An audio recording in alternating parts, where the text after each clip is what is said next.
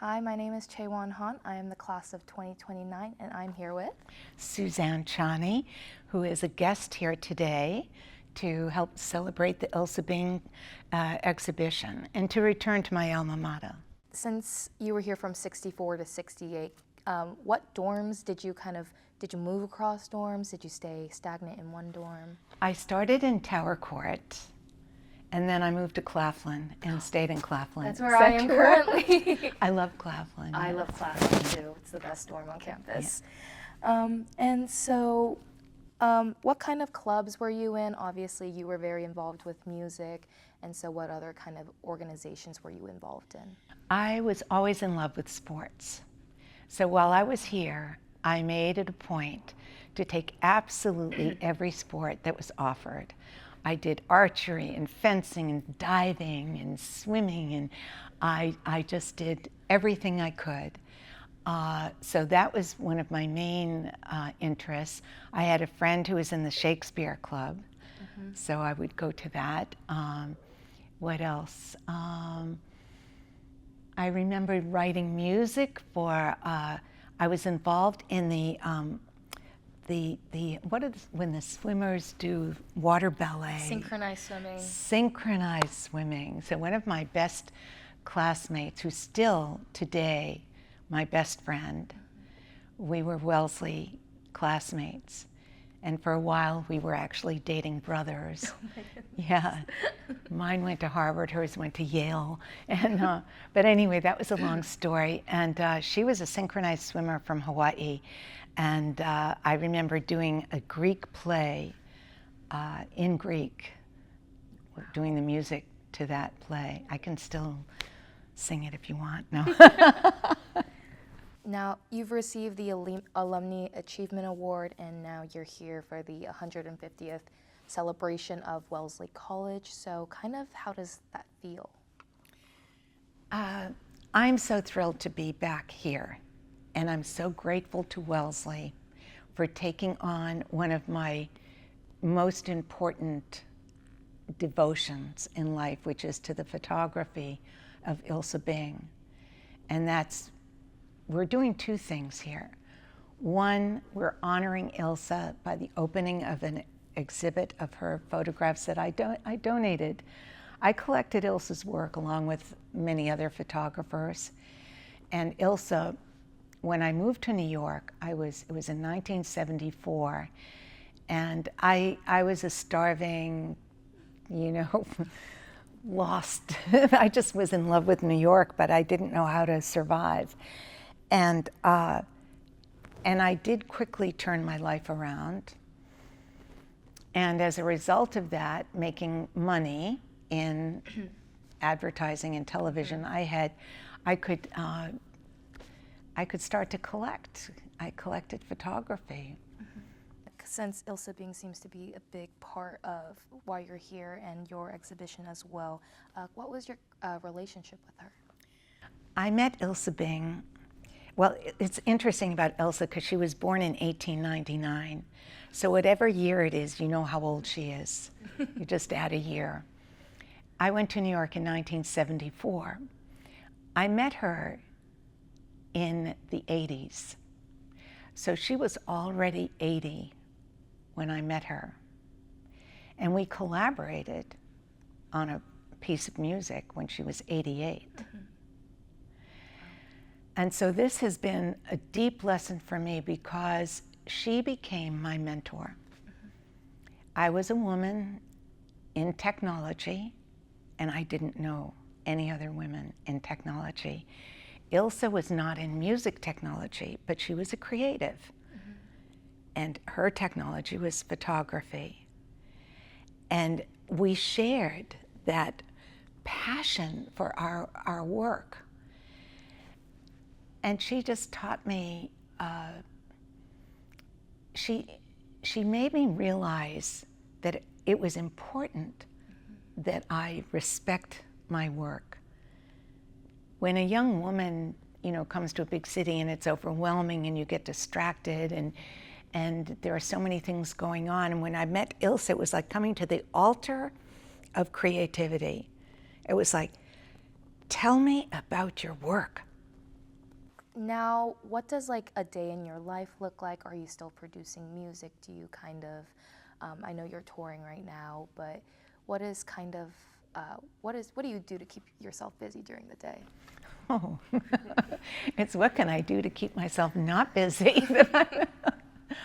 I have a very busy life because I have, I have so many chapters in my life because it's been a long life. And when I met Ilse, I'm going back to Ilse for a minute because she really was my roadmap for life. And she was explaining to me how when she turned 60, that she stopped photography. And that scared me. I mean, I was at that time in my 20s, but I was an artist and I got confused. I thought, well, you can't not be the artist that you are. How could you stop?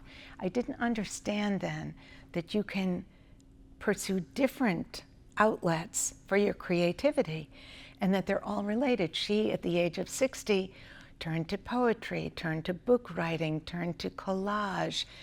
She didn't stop being a creator. So that was one, error that I made. And in my own life now, I lived part of it being afraid that something would happen to me when I turned 60, that music would disappear, and it's not that at all. I've gone from, I started as a classical musician. Mm-hmm. I came to Wellesley, I studied composition. I went and got a master's degree at Buchla in California. And just as I got my degree and was ready to enter the professional world of classical music, I realized all those doors were closed, and I discovered electronic music. And that started a chapter of devotion, mm-hmm. true devotion to the Buchla. Yeah. That's another story. Then I went to New York, and then after 19 years in New York, I moved back to the West Coast, but to a very remote place, and I returned to the piano. So for many, many years, I did not play the Buchla, and I devoted myself to the piano, and then by surprise, I'm now a Buchla artist again. So it's, there are so many outlets for creativity, and I used to worry a little as an artist. Well, I have a lot of fans who love my piano music. Mm-hmm. They're going to hate my electronic music. Yeah. And that bothered me, and then I said, well, they'll just have to hate it. And the way it's kind of worked out is that my fans are the children of the people that love my piano music. And they love the electronic music. But they were raised on the piano music. And so there's room for all of it. And so where did you kind of find your creative inspiration then, and kind of where do you find it now?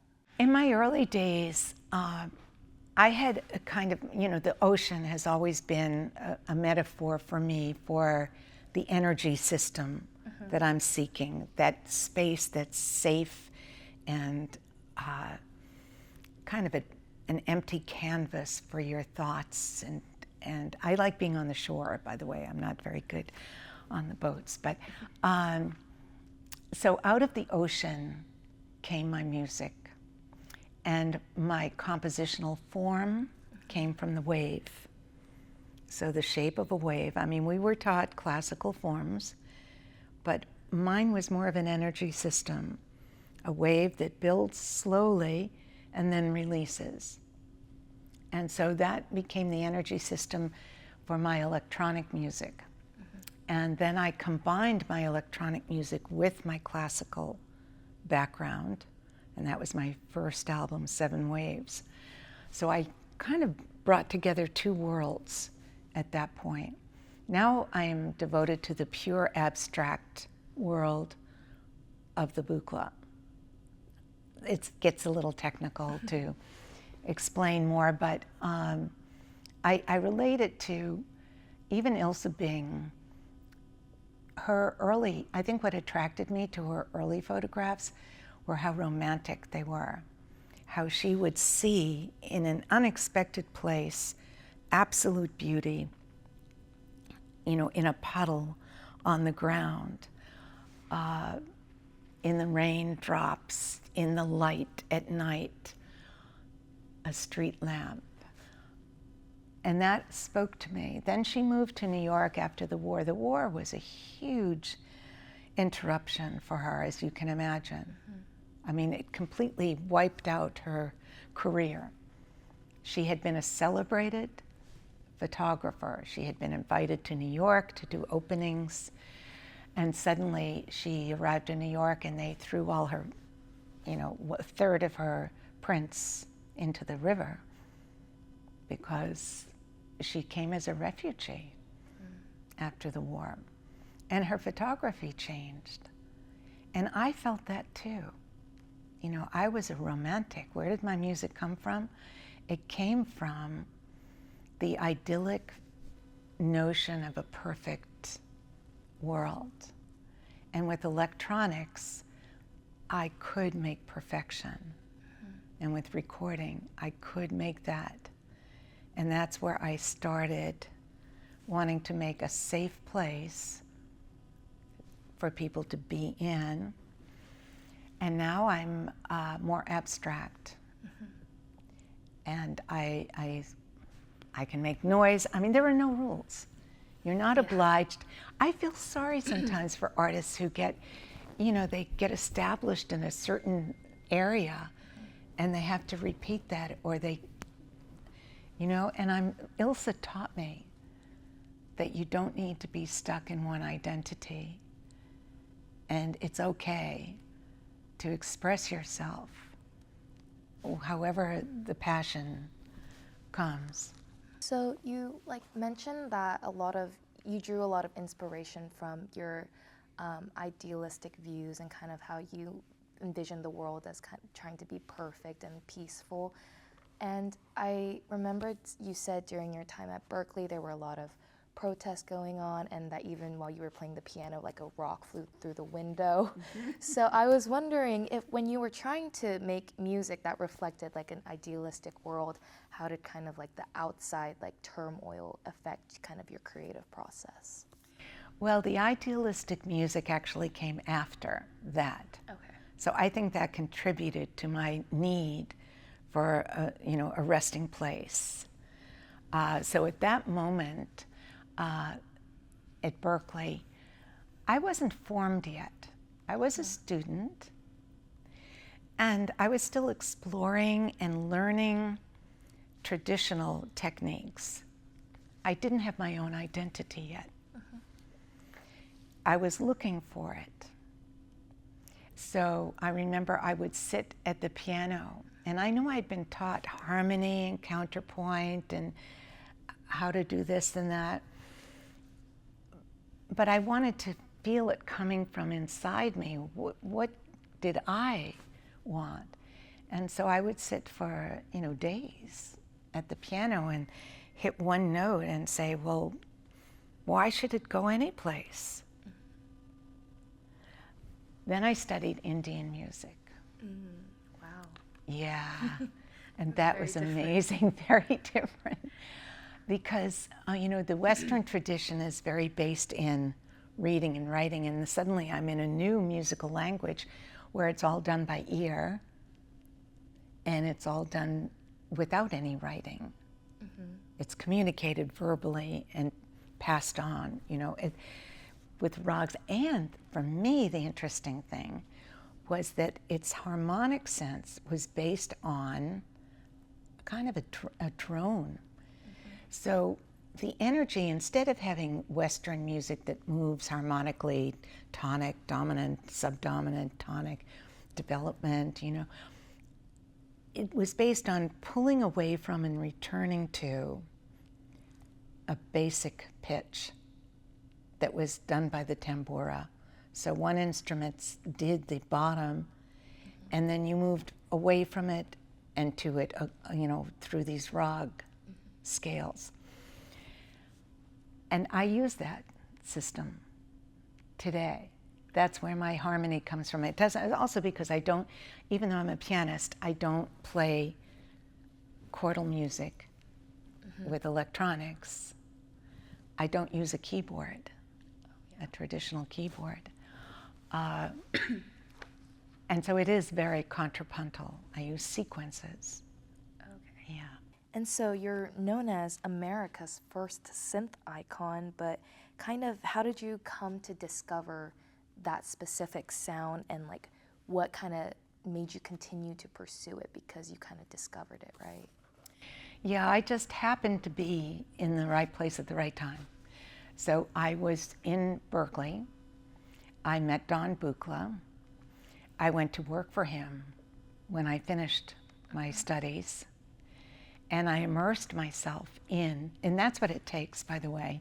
If you want to play one of these instruments, you have to spend a lot of time. You know, it's like any instrument. You know, if you want to play the violin, you don't do that overnight.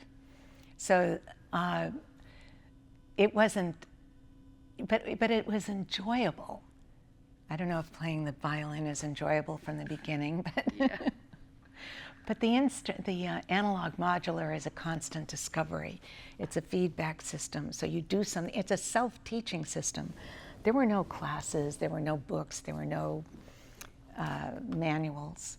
You just did it, and it did something back, and you learned how it did it, and it was a wonderful, you know, personal discovery system.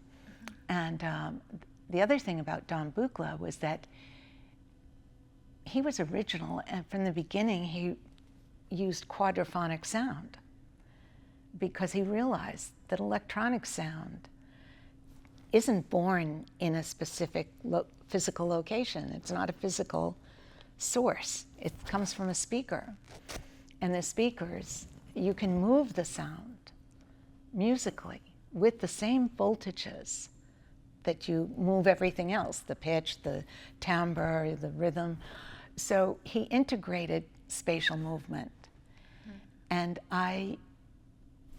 there was no option to do that except in live performance. We couldn't record and play back at that time, quadraphonic. So I loved live performance because I could do things that I couldn't do otherwise. So I committed to live performance, and it was, I think what happened for me is that I was so in love with this medium that I thought everybody would love it. Yeah. And I'd go out and I'd play, and people would say, "Where's the tape recorder? Where's the sound coming?" And so I thought, oh my gosh, I've got to educate my audience. So, and I've kept that, you know, that with approach even today. I'm very patient. But now the kids all understand. Yeah, at last. Thank you.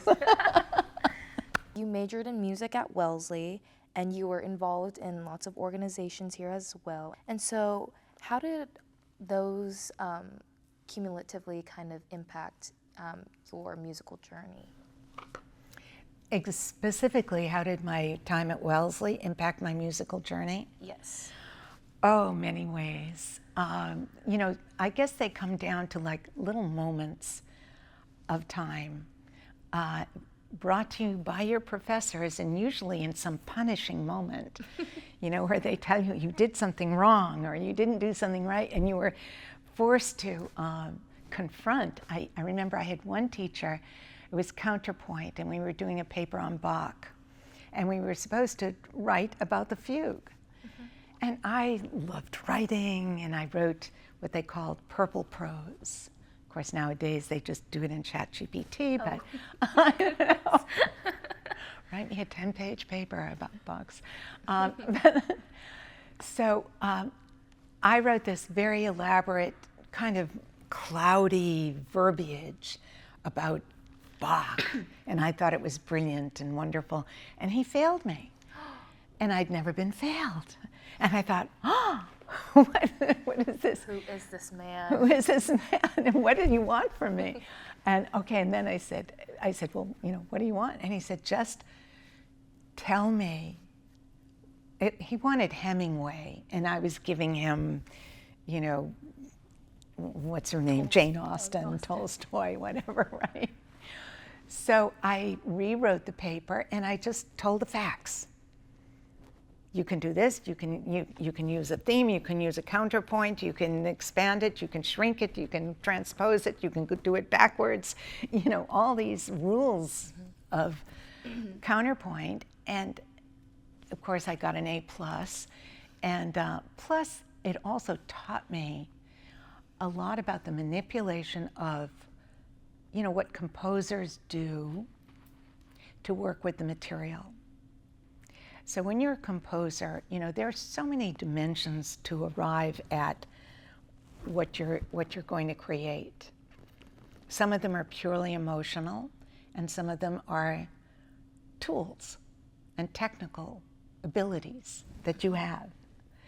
I never was in love with the pure technical approach to composition, like 12-tone, or, you know, using specific, you know, modules. And I needed emotion to be my source, but I found that counterpoint was an amazing foundation for languaging anything. You need, you know, you need to, it's like languaging, you need vocabulary, you need grammar, you need the basics in order to use the tools. So, you know, he taught me the basics. And then I was telling somebody the other day, and one of my other teachers, who was very difficult all the time, and I was so scared of her, and I won't even say her name, but I was playing something on the piano, and she shocked me by looking at me and saying, "Oh, that was so musical." And I thought, musical? What's that? I mean, it was all like, you do it right or you do it wrong. And suddenly she had pointed out another sphere of musicality, which spoke to me, you know, that there is musicality, that there are a lot of ingredients, but you need to communicate the music, not just play the notes, not just do it right. So, and I have 4 piano books of my own music. Yeah. And sometimes I'll listen to students playing my music and I'll go, oh, now I understand why notation is so imperfect, you know, a source of music. Because the notes are just the notes on the page. But you have to bring the glue and the passion and the energy and the connection and the sourcing of it through your own spirit for it to speak. And so I see these young students, and some of them are like, you know, and I go, oh no. And then there might be one who doesn't do the right notes, but I hear the music coming through. And that makes all the difference. Yeah. I've never heard someone talk about like music this way. All of my piano teachers would like do it this way. Yes, right. That's because teaching it's a measurement system. They want to be able to measure something and grade, but that doesn't really work with the abstraction of emotion and music. What advice do you have for students who want to pursue a career in the arts, music, kind of digital? The things that I learned, the practical things that I learned, is that your art is a sacred place. You know, it's something that is personal and your treasure, but it's also something that you can transfer into a functional department. You can, you know, I did my personal music, and then I was in music for hire for television commercials. And that served me very well. At first, I didn't know that. I needed to make money, and I thought, oh, I'll be a waitress. And they wouldn't hire me because I had a graduate degree, and they said, no, you can't, waitress. Then I tried to be I tried a few other things, and I tried making furniture, like those big couches things over there. And I realized how much energy it takes to do anything well. And you might as well do it in something that contributes to your sphere of love. So I did commercials. I worked with huge budgets, the best musicians, whatever. I learned so much doing commercial music. And then I could still carve out, with the money that I made, I could self-produce my albums within my own, technique. I didn't use the commercial production technique for but I did use, the high level of technology that was available. And so just one final question. In this exhibit today, from your own or maybe from Ilse Bing, is there one that you think stands out to you the most and that you think students should absolutely go and see? Well, I was just noticing when I walked in here, one of the poems by Ilse that she gave to me. And it was about, don't be too serious, play. And what Ilse had, and it's out in this poem, so you look inside that, you listen to, you can read the poem. She was childlike. She realized that creativity, if you look at children, they just exude creativity. And she maintained that childlike energy and wanted me also to access it, because we live in a stressful environment. Technology is stressful. And so my solution to this was, when I went into the recording studio, I refused to have stress. So it didn't matter if every machine broke down or nothing worked. This was my playtime. This was my personal space. And I just said, my mantra was, there's nothing to do and everything will get done. And it was like, just allowing it to be. And a lot of the times we just get in the way. Right. Yeah. So she taught me that. There are so many important things about this time for me right now with Wellesley. And one is that, the level of honor that I have for Ilse Bing and the level of, gratefulness to Wellesley for taking her work and protecting it and for sharing it. It makes me want to cry, really, because that's what I care about. I care about her, I care about her work and her legacy, which I feel now, I'm now the age that she was when I met her. And I want to also to be an inspiration to the young me's, and for you to realize, that your work is important